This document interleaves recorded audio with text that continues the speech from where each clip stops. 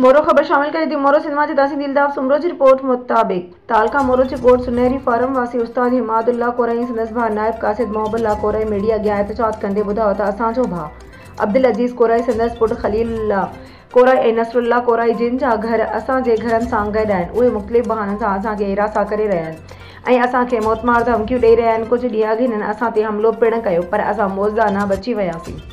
असां हद जे थाणे ते पिणु मथे ॼाणल जवाबदारनि ऐं जेकी उन्हनि जा हमदर्द आहिनि उन्हनि ख़िलाफ़ रिपोर्ट दाख़िल कराई आहे। असां उन्हनि सोशल मीडिया ज़रिए IG सिंध पुलिस DIG शहीद बनज़ीराबाद ऐं SSP नौशरो अफरोज़ DSP मोरो ऐं SHO कमरदीन खे अपील था कयूं त जवाबदार मुसलसल असांखे धमकियूं ॾेई रहिया आहिनि ऐं हमिलो पिणु करे चुका आहिनि। असां शरीफ़ माण्हू आहियूं, असां जहिड़ो नथा चाहियूं।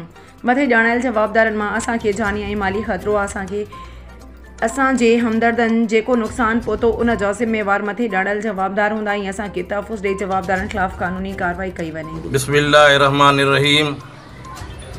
मुंहिंजो नालो मौली हमादुल्लाह कोराई सनफ मौलाना अली मोहम्मद कोराई सुनहरी फार्म जो रहवासी। एज़ अ टीचर PhD मां उस्ताद भी आहियां। हाणे मसइलो इहो आहे कि काफ़ी वक़्त खां वठी मुंहिंजा भाइटिया ऐं हिकु बिरादर ऐं उन सां बाद में ॿिया 2-3 रिश्तेदार आहिनि जेके मूंखे ॾाढो परेशान कयो आहे। बाक़ाइदा थ्रेट। बिस्मिल्लाहिर्रहमानिर्रहीम। मुंहिंजो नालो मोहब्बुल्लाह कोराई आहे। सनाफ अली मोहम्मद कोराई जो पुटु आहियां। सोनारी शहर में रहण वारो आहियां ऐं मां नायब कासिद एजुकेशन सोनारी फार्म में आहियां। मूंखे बि खलील अहमद धमकियूं ॾिनियूं आहिनि ऐं नसरुल्लाह ऐं हुन सां गॾु ॿिया कुझु हुन जा पंहिंजा माइट मिट आहिनि ऐं मौतमार धमकियूं ॾिनियूं अथनि।